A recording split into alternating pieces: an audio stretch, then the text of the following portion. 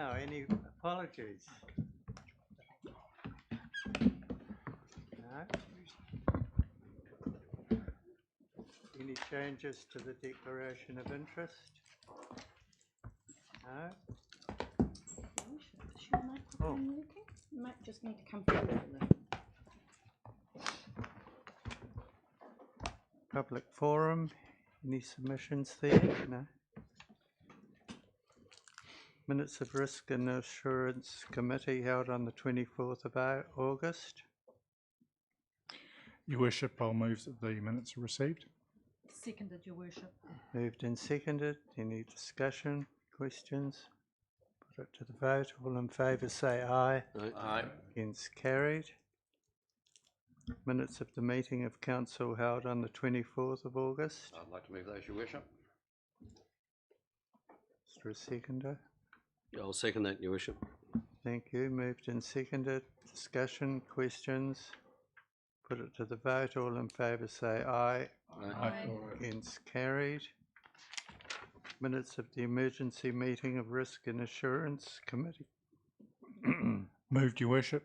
Thank you. On the 6th of September. Second. Moved and seconded. Discussion, questions? Put it to the vote. All in favour say aye. Aye. Against carried. Minutes of the emergency meeting of Council held on the 7th of September. Moved, Your Worship. Seconded, Your Worship.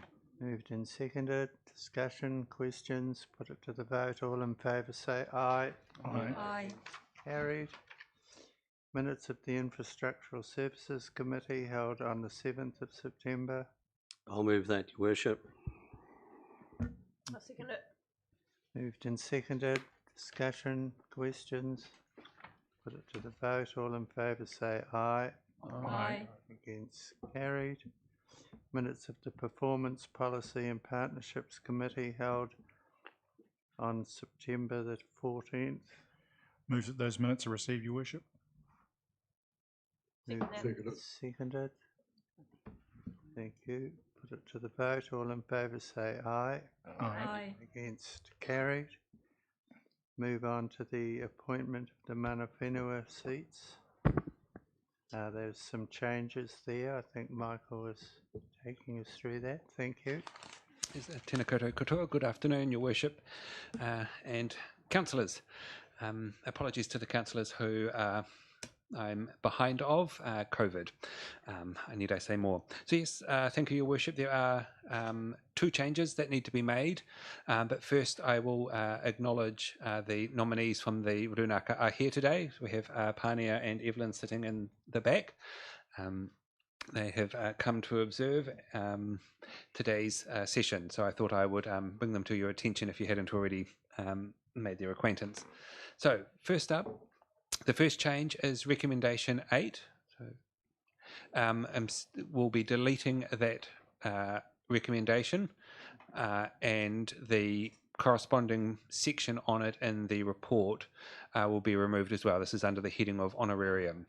Now the reason for this is that there will be brought to the next PPP committee meeting on the 12th of October a report for PPP to discuss the level of honorarium to be paid that will have the full engagement of both representatives. So that will be an informed council debate rather than a setting of staff, and this was agreed in conversation with the Runaka. So that is the two changes for that. Other than that, the report largely sets out the two nominees and the committees that they will be sitting on and some framework around that. So as ever, in order of brevity, I am more than happy to take questions. Thank you. Councillor Ludlow. Thank you, Your Worship. In order to get the issue on the table, I'm happy to move the 7 recommendations. This has been actually a relatively short turnaround decision making process from council, and that in itself is pleasing. So we've one small thing to consider, as Mr. Morris has said, which will come up at the next full PPP meeting in a fortnight. So again, happy to move those 7 recommendations. Very happy to second those, Your Worship. Moved and seconded. Rebecca, Councillor Edmondson. Thanks, Your Worship. Just want to say, really excited to have this on the agenda and to be making these appointments today. It's been a real pleasure to be part of the representation review process that helped make this happen finally for this council, and I think it's the first of many really positive steps that we can be making to build our partnership with local iwi, so really pleased. Thank you. Any further discussion? Questions? Yes, Councillor. Worship, I would just like to endorse those accolades and the accolades within the roles and arrangements and things. I welcome both Tanya and Evelyn. I've known them quite some time, and it's lovely to see them both here. Thank you very much. Thank you, Worship. Did you wish to speak? Yeah, I do. Michael, just some questions for you. Mhm. Be helpful for me. Just want to understand the voting rights of the mana whenua roles. So my reading of the Local Government Act, and correct me if I'm wrong, is that they can't vote on full council. Correct. Correct, thank you. And given that we've transferred that delegated authority for decision making to committees, which other councils have not, was it reasonable to assume that the condition that's in the Local Government Act for only elected members to vote on decision making issues to also transfer to the committees as well? So if something has been delegated by council to a committee, then that committee has the full right to make that decision. There are only a small number of matters reserved in the Local Government Act and its schedules that the council cannot delegate. For example, the making of a bylaw. So that making of a bylaw would still be done by full council, where the mana whenua representatives would not be able to vote on that. But in the committee stage, before, for example, infrastructural, Sure. they would have a vote on that. Okay. But not the making of the bylaw, because the bylaw is only for council. Councillor Soper. Thank you, Your Worship. I've said it before and I want to say it again because I think this is a very significant moment. This is a groundbreaking move for this council. I'm proud and pleased to be a member of the council who's taken this decision. I very much welcome the two representatives and I look forward to us working together in the future very constructively. Thank you. Councillor Pottinger. Thank you, Worship. Question through the chair for Michael. At the next triennium, after the forming of the new council, is it right that the committee structure can be altered at that time? That's up to the incoming mayor, is that right? Or the structure is not set in stone, so we could easily go back to 3 or 4 committees, and that would allow the iwi representatives to be on those 4 committees, just as many as we have. Essentially correct, yes. Yeah. Yeah. Thanks. Thank you. Just a point of clarification, Michael, we could change that structure at any time. Yeah, it does not have to Yeah. wait until the triennium, no, but the but- triennium is a reset stage for all councils. I was just reading it as a thing that the committee's structure is determined. You know, it's one of those inauguration things. You know. Yeah. Yes. Thank you. Any further speakers? Now, we were moving that as a block, were we? Yes, sir. Put it to the vote. All in favour say aye. Aye. Against, carried. Thank you. Move on to the Project Governance Group Chair's report. Jeff. Thank you, Your Worship. So this is just a continuation of a normal update from the Project Governance Group. 3 recommendations. The first 2 relate to the report itself, and the third one is on the audio-visual meeting attendance guidelines. In terms of the report, you'll note that by the end of the financial year, in terms of the Thompson Review program, the budget was well under at 243,000 versus a budget of 310, and that the working group will have some changes made subject really to the council's approval, which was done at the last council meeting on the 6-monthly review of the Thompson report, and the PGG will come back with some in its next report with regard to those changes. Can I just refer councillors to the appendix, which is The audio visual conferencing use guidelines.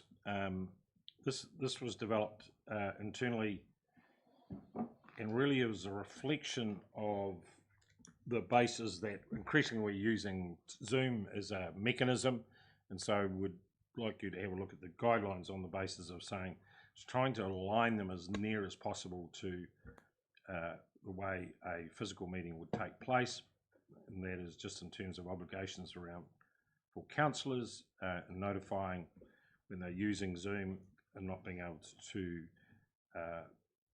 attend a physical meeting. Part of the sort of thinking behind it was we didn't want to get to a position where everybody used Zoom and only one person turned up to a council meeting. It just wouldn't look right. These have gone through the Chairs Group. They were initially drafted, as I said, by staff and have also gone to PGG. Thank That's all, you. Sir Tim.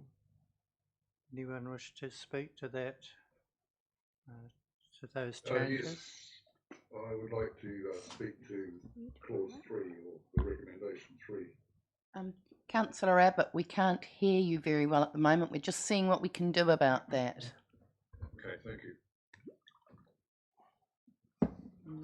In the meantime, Your Worship, to get this on the table, I'm happy to move the recommendations. Okay, is there a seconder? Yeah, I'll second that. Councillor Abbott, can you just try speaking again, please? We think it might be your end that has a problem, but that's always the belief, isn't it? Okay, can you hear me now? Yes. A little bit better. Little bit better. Okay, just bear with me. I'll see what I can do. I'm sure there's a reference to this in the guidelines somewhere, isn't there? Well, I could make a few I'm sure comments. there's a reference to this in the guidelines, Councillor. I think it's terminate the caller. Some of the issues you might think about is that under the new recommendations, you'd have to give 2 days' notice of wanting to use Zoom. You'd have to make sure that the reason for this is the case the member is unable to attend because of an emergency. And then you've got to think, well, what is an emergency? And for some families, it's a childcare issue, and they have to make sure they're available in case there's an emergency. And so it could be argued that it discriminates against people who are involved in home care. Councillor Soper. Thank you, Your Worship. I was just going to point out that there's actually three reasoning paragraphs. Only one of them refers to emergency. The other talks about members being in a place that makes their physical presence at the meeting impractical or impossible, which would, for instance, cover myself being at an SDHB meeting in Dunedin. The second one is that the member is unwell, possibly at risk of making others unwell because of proximity, and only the third one suggests emergency situations. So I feel that it has not particularly discriminated against anybody. Your Worship, Sorry, Councillor Abbott was ready to fine. speak. Can you hear me now? Bit of an echo to it. Maybe if you're close to them, it's hard to see where you are in relation to the microphone. Well, just normal practice. I just want to take up the point that Leslie made about the fact that wellness, as a note for clarity, means making others unwell because of proximity. I think that's decidedly unfair. It's more than that, and if you look at the human rights and if you look at the Disability Commission, Health and Disability Commission, they have an entirely different slant on that. And well can mean anything, and it falls into the category. It falls into the category, just a moment, of disability. And disability in their light means a physical disability or a physical illness. Now, in that situation, I would hate to think that clause 1311 or whatever it is defined by close proximity. That would include respiratory diseases, flus, colds, coughs, you name it. But it's not clear enough as into general unwellness and the form of disability as mooted by the two respective commissions. Now, I've had discussion with them today, and they are quite consistent that a disability means a disability, and wellness is wellness or unwellness is unwellness, and not confined to close proximity where you may infect others. So I just want to make that point. Thank you. Any other speakers? Councillor Kerr. Yeah, thank you, Your Worship. Yeah, under guidelines 2, I just want clarification under A. It states elected members should give at least 2 working days' notice that they wish to attend by audio visual link. Well, if someone had an unexpected illness on the morning of a meeting, that doesn't give, you can't give 2 days' notice. And there are other delays of different kinds, like motor vehicle breakdowns and a raft of other things.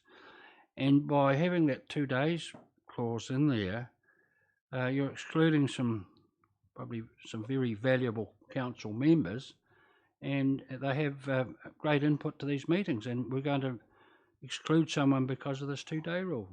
Can someone clarify that, please? Your Worship, for the purposes of clarification, Councillor Kett's referring to the standing order. The policy actually says that, or the guidelines state that they are focusing around that which is already included in standing orders, and the requirement in standing orders around 2 days is section 13.12. I think in all instances the chairperson's ruling is final, and I'm sure that your colleagues would understand if you had a motor vehicle hiccup or an illness that precluded you from coming, but standing orders does require, and the guidelines are suggesting that notification to the chairperson would be the appropriate step. Thank you. Thank you. Councillor Crackett. Thank you, Your Worship. I was actually going to just pretty much say what Claire has, in that this council has already ratified its standing orders and did so at the start of the triennium, which states that if we wanted to attend via audiovisual link, we should give 2 days. Now, that's in ordinary circumstances. So if you know you're going to be away and you need to attend by audiovisual link, like perhaps you're on holiday or, I don't know, whatever you may possibly be doing, Councillor Kett, it would be in ordinary circumstances that you would then notify the chair to say, hey, look, I'm probably not going to be able to be there in person. Can I please have an audio link? If it was me per se and my daughter was sick and I needed to rush off and pick her up and I knew that I was well and I could attend via Zoom, I would of course not be within that 2-day period, but I would then be able to contact the chair and say, can we whip up something? It's an emergency, or an emergency circumstance. Can I please have a link provided so that I can still participate? So it's not designed to exclude anybody or preclude anybody from participating. It's more so that it sets some standards for us to hold each other accountable to the level of participation that we actually just expect from each other. Yeah, well explained. Thanks, Councillor Crackett. I think also, Councillor, under 1312, it does have the ability to give less than 2 days working notice where there's an emergency or health reasons not being able to give the notice within the 48 hours. That's quite right. Councillor Arnold. Well, I was just going to say the same thing. If you read that sentence, it says where possible. So it's courteous. Where possible, you give 2 days notice. Obviously, if you can't, you can't. That's what it says. If you read it, where possible. Sorry. Councillor Pottinger. No, I'm good. Okay. Thank you. Councillor Abbott again. I was just going to confirm that what Councillor Crackett said was correct, and that was followed on then by Councillor Arnold. The operative words are where possible, so 2 days notice that we're talking about. It's courteous, but in an event like mine, if I had an event, where possible. Councillor Ludlow. Thanks, Your Worship. I guess it's useful to draw everybody's attention to Guideline 5 as well. There are 3 items down there that detail the sort of etiquette that's required while participating in a meeting by audio-visual link. Having the video on, although again there can be variations to that. I know that Mr. Grant had issues with connectivity from the farm, and in that instance it was appropriate for him to turn the video off because it gave him a more stable broadband feed. But if you've got to have if you've got to have the video off, if you wish to participate in speaking, it is really up to the chair to determine. But I'd say at that point I'd want it on. And in fact, if you're trying to signal to the chair that you want to speak, it's obviously really good to have it on, or at least have the ability to use the raise hand function. But those 3 etiquette guidelines under point 5 are worth noting if you're going to be a regular Zoomer, or even irregular. Thank you. Any further discussion? Questions? Thank you. I'll put it to the vote. Is that the 3 items or? 5. 5. Yeah, I'll put it to the vote. All in favour say aye. Aye. Against? Carried. Move on now to the rest of the project governance group. That's the completion of the report. Thank you, Your Worship.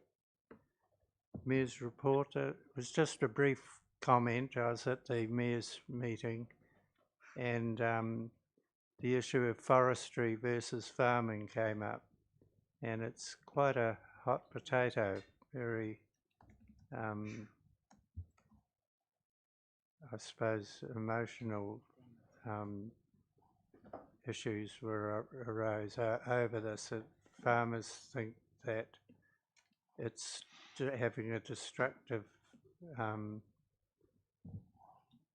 impact on small communities, and of course the people who are planting trees have switched in many areas to planting totara, which is far less destructive to the environment than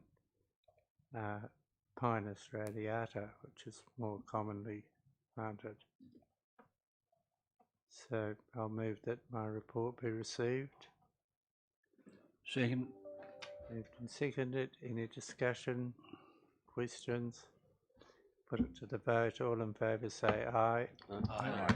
Against? Carried. Being no urgent business. No. Yeah. Well, we're moving in now into the public excluded session. And Your Worship, if you move and second to go into public excluded and then adjourn, the intention is that we could then go to the extraordinary Infrastructural Services Committee meeting so the public can observe that discussion over the Three Waters feedback. Okay. I'll move we go into public excluded. I'll second that with the exception of Mr. Grant and Mr. Mackenzie, Your Worship. And could I just observe that Mr. O'Callaghan will be joining you during that session also, so to include him in that. For item E. Okay. I'll put the motion. All in favour say aye. Aye. Against? Carried. Thank you, councillors. How long will we adjourn for? We're just going to adjourn for long enough for you and Councillor Pottinger to move seat. Okay, oh, but it's a quick changeover It's a there. quick changeover.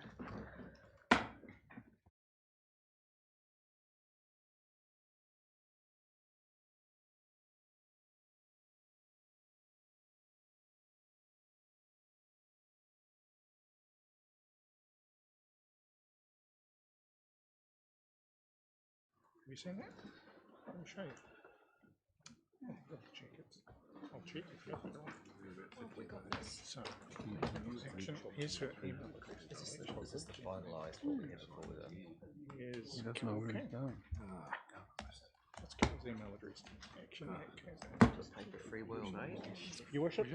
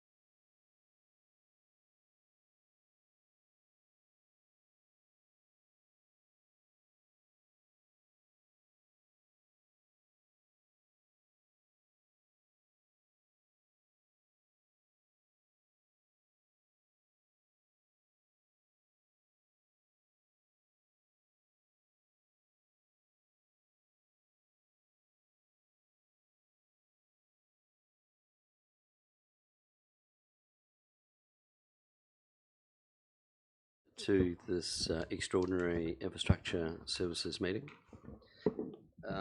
We've already had, we got no apologies and there is no public forum. So we're going to move on to the Three Waters Reform feedback letter.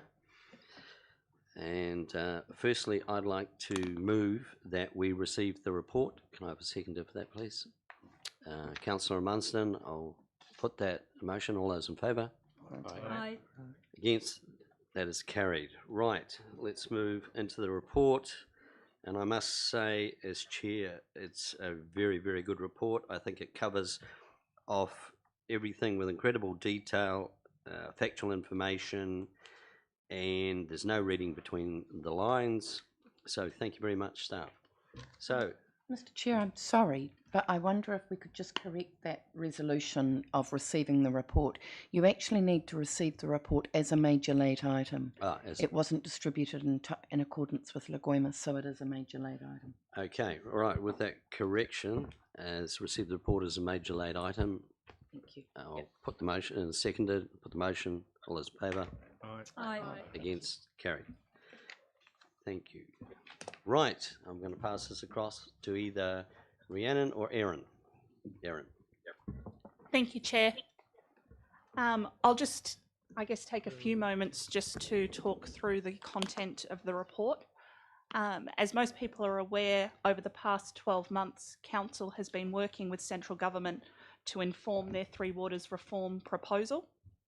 This has included the completion of an extensive request for information process that was submitted by ICC staff at the beginning of the year. This information, along with central government working closely with Scottish Water to learn from their reforms, have been key inputs into the proposal released earlier in the year by central government. This proposal was supported by the release of modelling data, which council staff have now completed a review and analysis of. It's important to note that there are still some significant gaps in the information that central government have provided to local councils, and further analysis is likely to be needed in the future.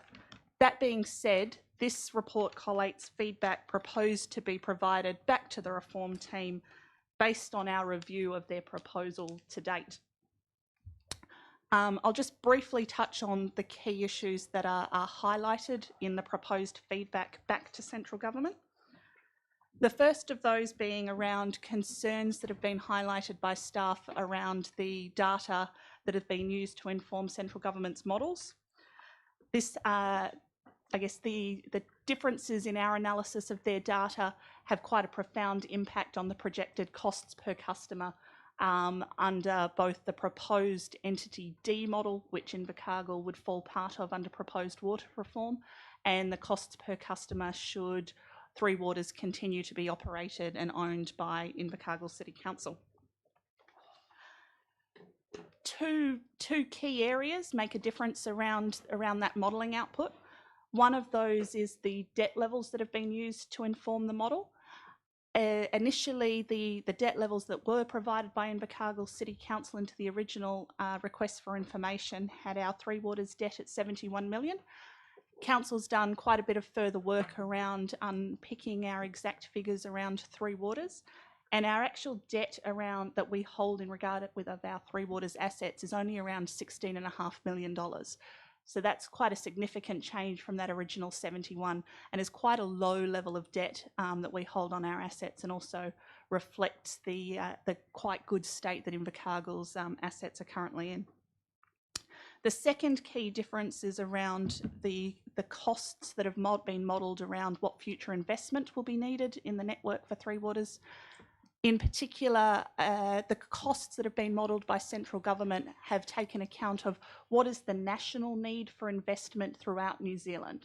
So they've taken a look at what all of the costs to bring every local government area, every water supply up to standard throughout the country are, and then they've allocated a portion of that cost back to the Invercargill area based on the size of our population distribution. That doesn't take account of the conditions of our assets, what investment that we have to do. And so that also has a profound impact on those costs. That's even after the figures that Invercargill has used. We've actually included some additional costs that central government haven't factored in, things like the potential for reform to require us to treat our wastewater discharge to land rather than to water. Even under that, our figures come back significantly. So what that means is that DIA has proposed a potential cost per household under Invercargill continuing with its Three Waters assets in the future of a bit over $5,000 per household. Now, Invercargill has remodelled that based on those changing inputs and has reflected that we think that the figure is closer to around $1,850 per household per annum. Similarly, the costs that DIA have come up with regard to the new entity D, the proposed entity that Invercargill would form part of under water reform, they are proposing that because of the cost efficiencies that they are able to achieve, that the cost per household per annum would be approximately $1,640 per annum. Now, that's been modelled very closely off the experience of Scottish Water and the expectation that about 45% efficiency can be achieved by moving to entity D.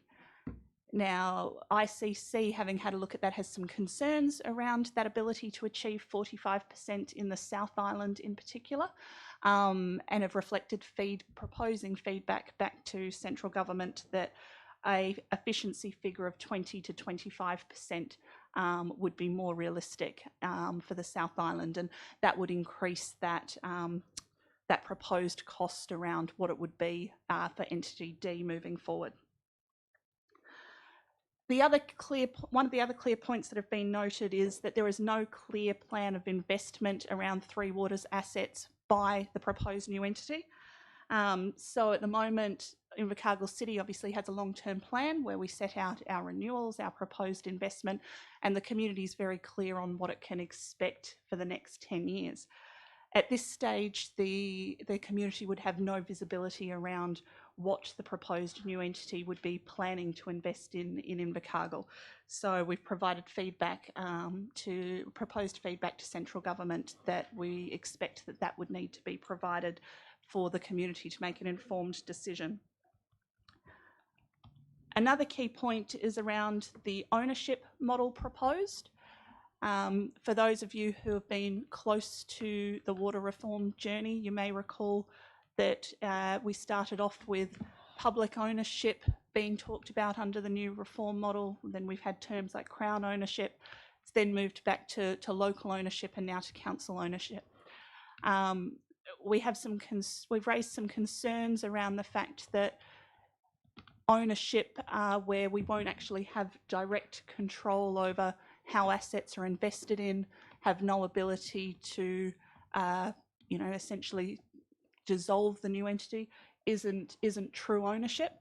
And similarly, some concerns around if a potential proposed model that Invercargill City or any local council would likely still be required to bill for the costs of water on behalf of the new entity, really does leave us in a bit of a fuzzy ownership model in relation to that. So we've asked for some clarity and provided some feedback around the concept of ownership. Another key point is around affordability. Now, at the moment, while council holds control of Three Waters assets and makes decisions around how to invest, we have the ability to balance across the community where we invest our money, whether that be in community facilities, roads, infrastructure, Three Waters infrastructure, etc. Now, if control of Three Waters assets moves to entity D, obviously Invercargill City Council would lose the ability to moderate that total cost and that total affordability. So we've provided proposed feedback around our concern on whether or not the water reforms will be affordable under the new entity, and what measures would be put in place to monitor and control that affordability for the community. two other items being there is a lot going on in the local government reform agenda space at the moment. In addition to water reform, we're also looking at future for local government, and there's also a significant reform underway with regard to the Resource Management Act. We've raised some concerns around all of these things being done quite quickly. It's quite an impost on local authorities and staff to get their heads around what's going on and provide meaningful feedback to central government. We're also lacking information in a number of key areas. So there's the feedback back to central government proposed is that there needs to be some extra time and a slowdown to make sure that appropriate consideration is given to the broader reform agenda. And finally, as has been discussed previously, there's still a lack of clarity around whether or not the ultimate decision of whether or not to progress with water reform and a move to a new entity will ultimately lie with the community of Invercargill, or whether or not that decision will be made by central government or some other broader community-based model. So again, providing feedback and seeking clarity from central government around whether that decision will still remain with the Invercargill community. That's all I have, Chair. Thank you, Erin. That has actually ticked off 99% of the entire report. Thank you. Right, I'm going to open up for questions, and first off I have Councillor Ludlow. Not questions, you're looking for feedback at this point? Feedback, sorry. Thank you. Look, I'm very happy to endorse recommendation 2, and am speaking in favour of it simply because it represents the position that we find ourselves in at the moment. We're being called by many people. A lot of them have email bombed us this afternoon, or from the very same email address if you have a look. We've had emails over recent months calling for us to opt in or opt out. But as a reasonable decision maker, I'm not in a position to be able to do that because I don't have enough information to make a decision, and nor have I had the opportunity to consult properly with the correct information with members of the public. As Erin said, there are flaws that we've identified through a workshop in the modelling that's been used. There are gaps and inaccuracies in the information.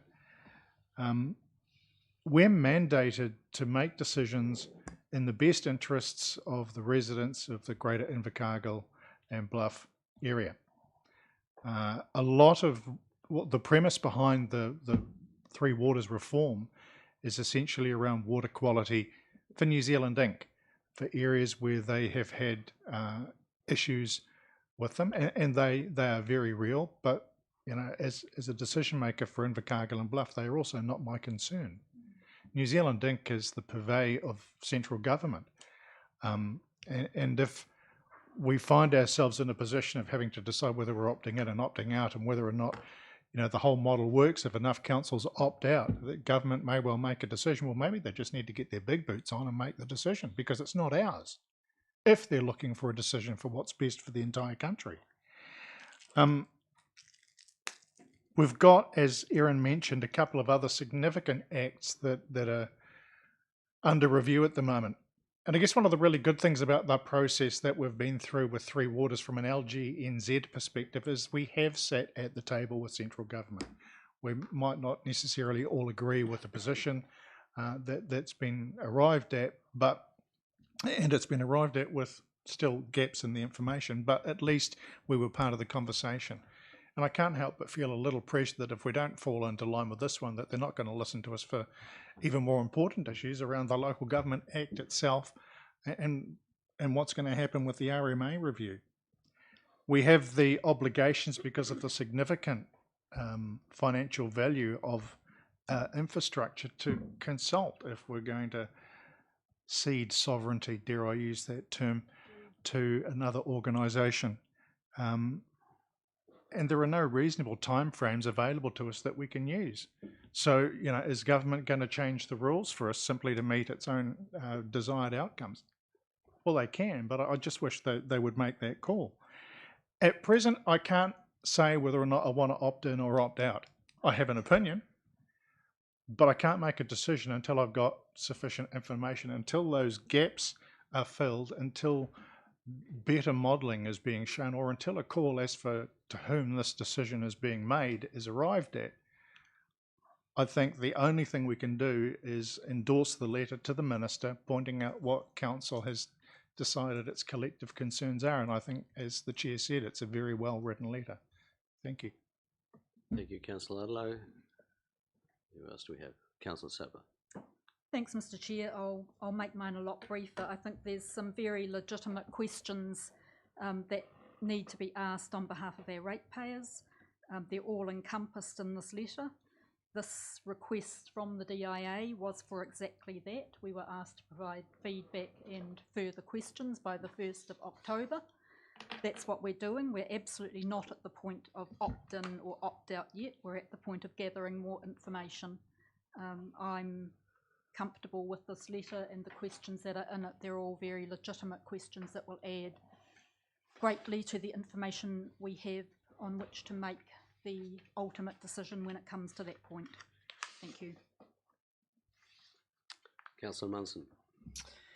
Thanks. I agree with the previous speakers. I guess the only couple of things that I would add is from a community perspective, which is the perspective that we make decisions on. Using money as the priority decision-making tool is not always in the best interests of your community. And I think that the government has probably gone down the wrong road by trying to use money as the carrot and as the thing to compel us to want to be part of this, because as local decision makers, our decision making is based on a whole raft of things, including community feedback, and not just always about what makes the most financial sense or is going to be the cheapest for people. I think the other thing that I'd just like to comment on is the government has said that this process has been a co-design process. In my experience, when you do co-design, you work with your community right from the start. You don't decide on an avenue of travel and then try to bring some other people or groups along for the journey. Co-design starts right at the start, and they are actually partners in the whole journey, not just a partner once you've made the initial decisions.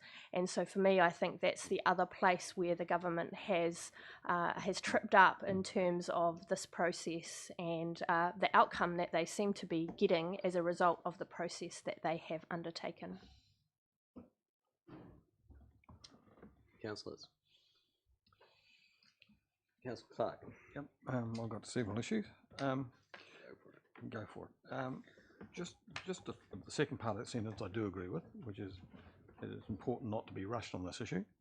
So maybe something along the lines that we support that traditional investment levels and infrastructure renewals have created concerns, but we don't want to be rushed, because that implies that we want reform. And so I hear a lot of commentary from my colleagues up north that say, well, the status quo's not sustainable. Well, status quo means two things.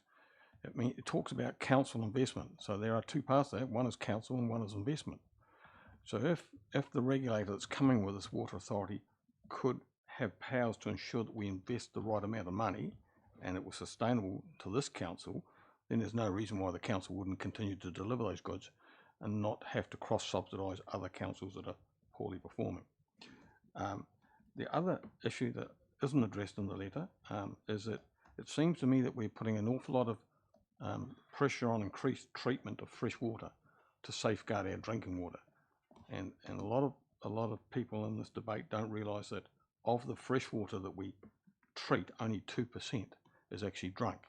And so that needs a bit of a rethink sometimes. That is there a better way of safeguarding drinking water without treating the whole freshwater issue?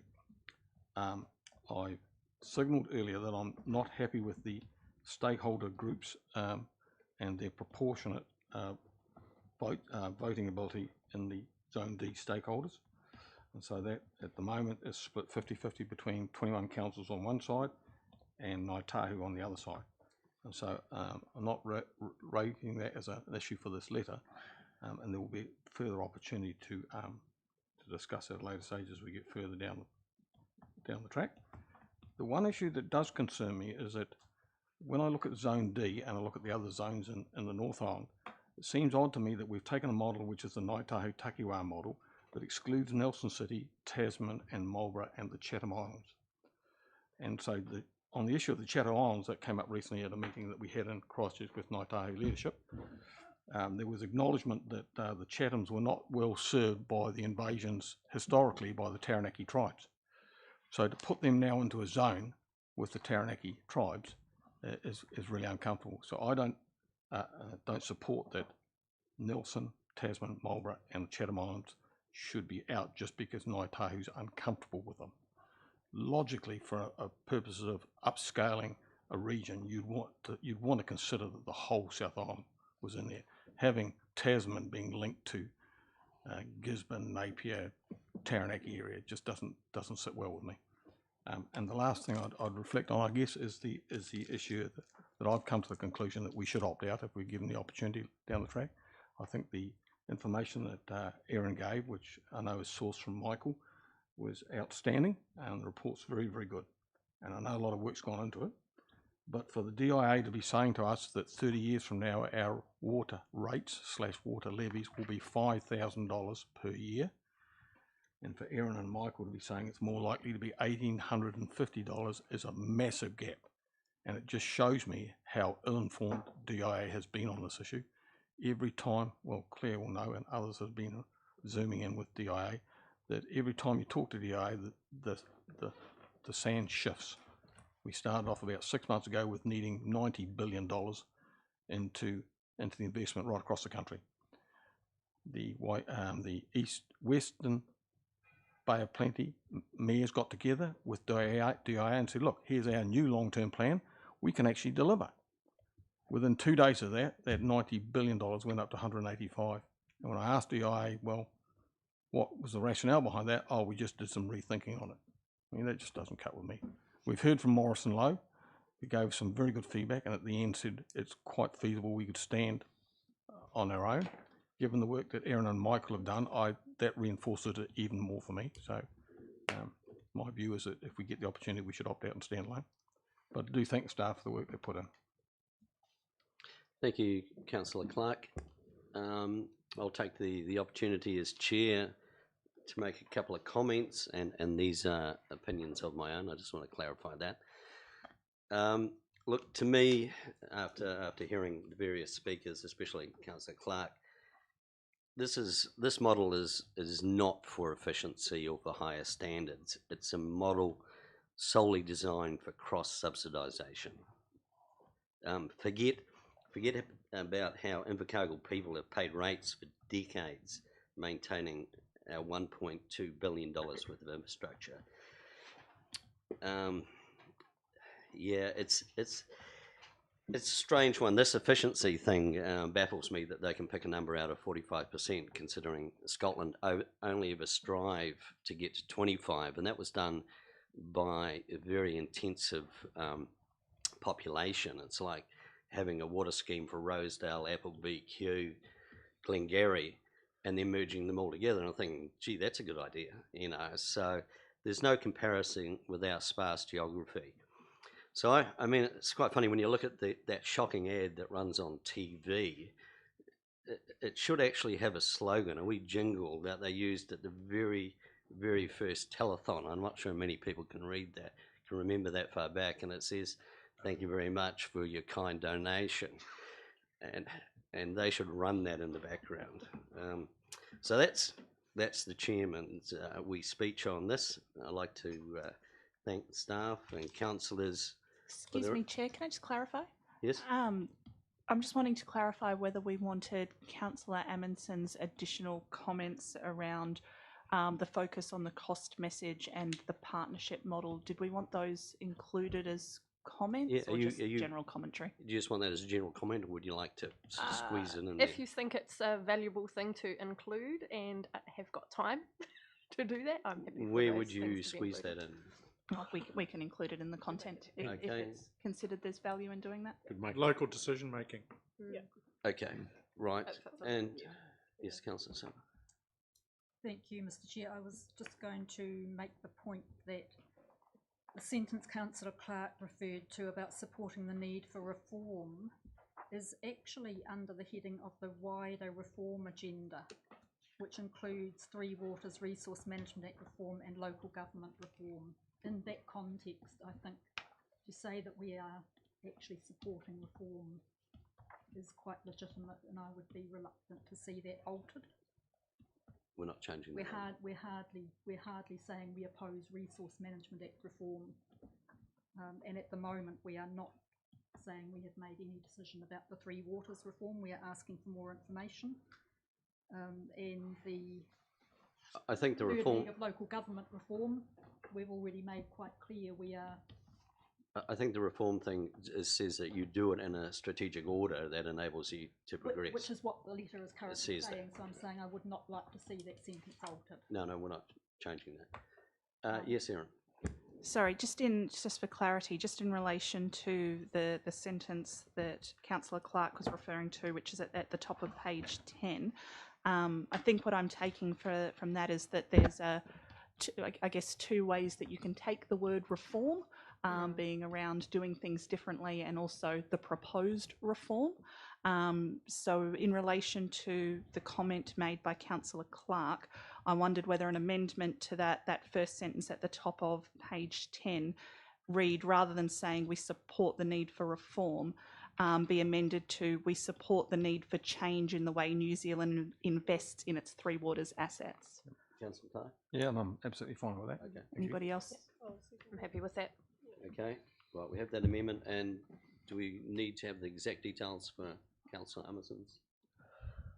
Because we will have to vote on these, correct? The amendments? I think that Take it as one. you can take it all as one. Take it all knowing as one? that Right. Staff have done an excellent job so far by your Yep. recognition, Mr Chair. I think Yep. you can trust them. That's all right then. Okay. Right. Let's get the good stuff. Right. We've already received the report. The recommendation is that we endorse the attached letter to Minister Mahuta, incorporating any amendments which we have just noted, to be sent by His Worship the Mayor on behalf of Council, and to be there by the 1st of October 2021. Can I have someone move that, I'll please? move that. Councillor Ludlow, Councillor Clark. Yep, okay. I'm going to put that motion. All those in favour? Aye. Aye. Against? That is carried. Thank you for that. And that being the only thing on the agenda, I now declare the meeting closed. Thank you. Mr Chair. Very efficient. Now we go in committee. Yep, those are all yours. So now we are going to the public